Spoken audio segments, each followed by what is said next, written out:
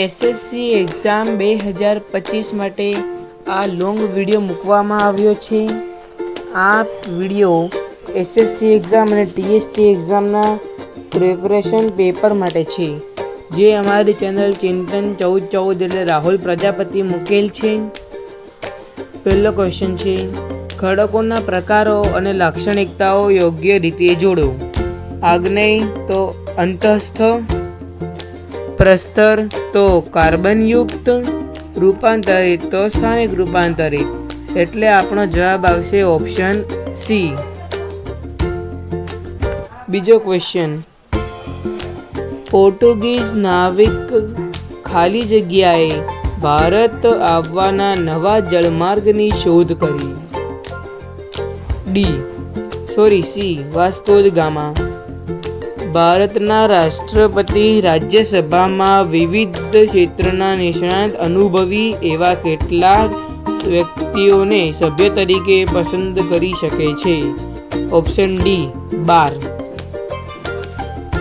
ચોથો વિકલ્પ, સંયુક્ત રાષ્ટ્રની કઈ સમિતિને ઇકોસોક તરીકે ઓળખવામાં આવે છે? તો ઓપ્શન સી તેનો રાઈટ આન્સર છે, આર્થિક અને સામાજિક સમિતિ.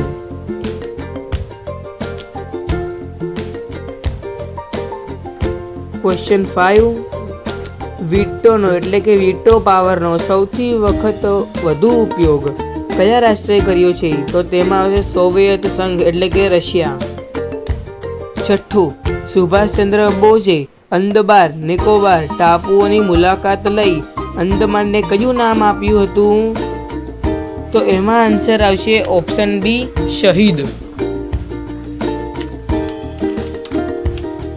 સાતમો વિકલ્પ, ભારતની વિદેશ નીતિનો મુખ્ય સિદ્ધાંત શું છે? એનો રાઈટ આન્સર છે ઓપ્શન બી વિશ્વ શાંતિ. આઠમો ક્વેશ્ચન, સરદાર પટેલના પ્રયત્નથી સંયુક્ત સૌરાષ્ટ્ર રાજ્યની રચના થતાં ભાવનગર રાજ્યમાં તેમાં વિલીન થઈ ગયા. આ ઘટનાને સમકાલીન ઇતિહાસનું સૌથી વિશેષ નોંધપાત્ર એકીકરણ કોને ગણાવ્યું? જવાહરલાલ નહેરુએ. નવમો વિકલ્પ, આંશિક પરમાણુ અખતરાથી સંધિમાં કયું રાષ્ટ્ર સહમત ન થયું? આમાં આન્સર આવશે એ ફ્રાન્સ. ખરડામાંથી કાયદો બનાવવાની પ્રક્રિયા સંદર્ભ નીચે પૈકી કઈ યોગ્ય બાબત નથી?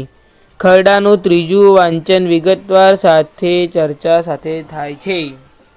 11મો વિકલ્પ, ભારતમાં કર્કવૃતથી દક્ષિણે આવેલું ક્ષેત્ર ત્રિકોણાકાર ધરાવે છે.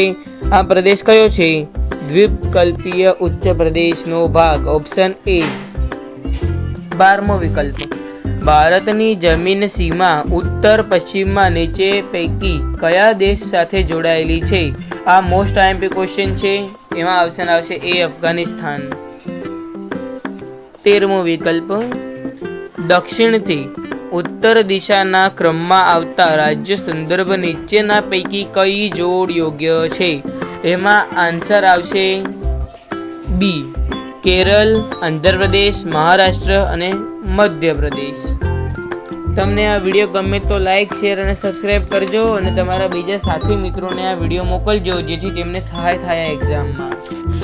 14મો વિકલ્પ, હિમાલયની ટેકરીઓ અને સંબંધિત રાજ્યોને યોગ્ય રીતે જોડો. પતકાઈ અરુણાચલ પ્રદેશ, નાગા ટાકરીઓ નાગાલેન્ડ, લુસાઈ મિઝોરમ અને જૈંતિયા મેઘાલય. એમાં આન્સર આવશે એ.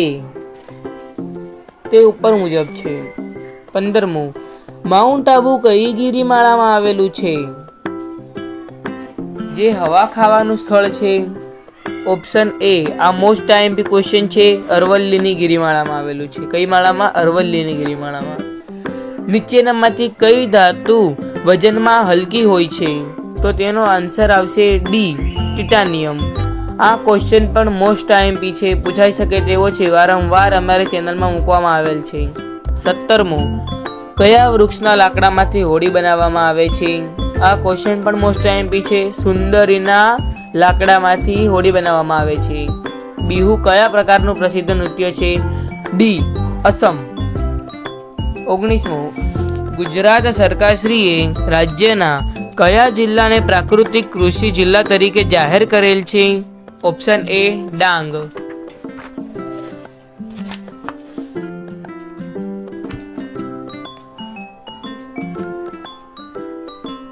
20મો સવાલ. દર વર્ષે કયા દિવસને મૂળભૂત ફરજ દિન તરીકે ઉજવવાનું નક્કી કરવામાં આવ્યું છે? ઓપ્શન બી 6 જાન્યુઆરીના દિવસને. 21મો ક્વેશ્ચન.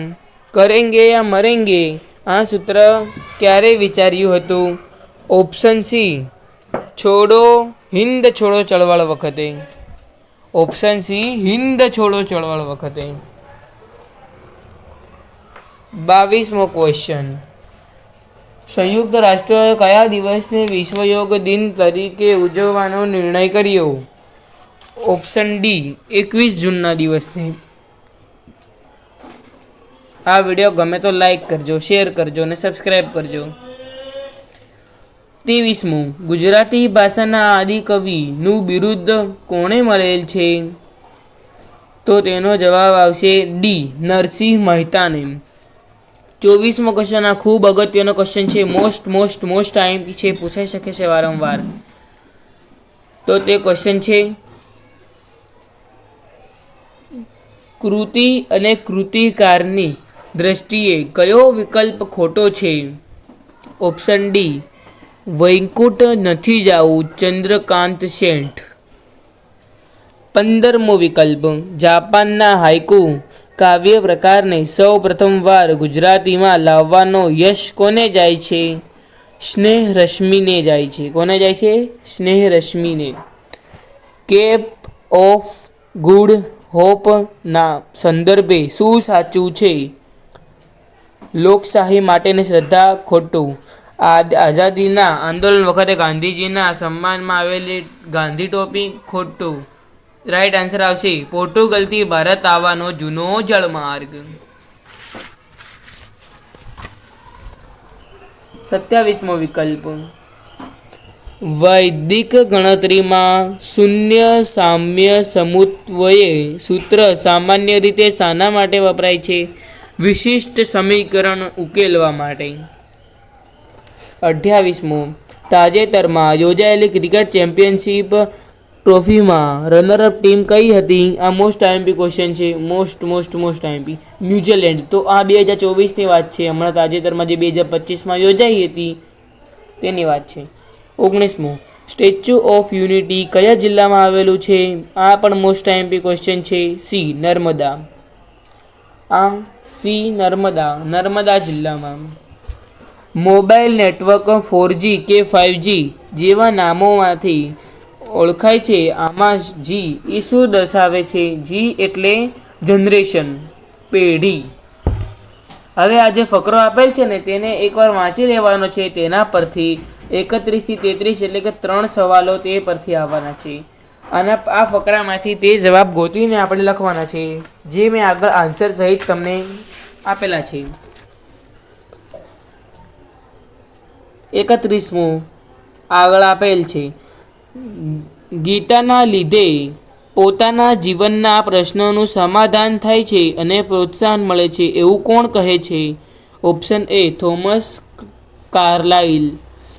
ભગવદ્ ગીતા શાશ્વત ગ્રંથ છે એ વાક્યના સમર્થન માટે લેખક કયો પુરાવો આપે છે? આપણા શાસ્ત્રાંત પ્રશ્નોનું સમાધાન ગીતા આપે છે તે. 33મો. ભગવદ્ ગીતા કોઈ એક ધર્મના લોકો માટે નહીં પરંતુ બધા માટે ઉપયોગી છે એ દર્શાવવા માટે લેખક કયા પુરાવા આપે છે? તો ઓપ્શન એ જુદા જુદા ધર્મ અને દેશના લોકો. 34મો ક્વેશ્ચન.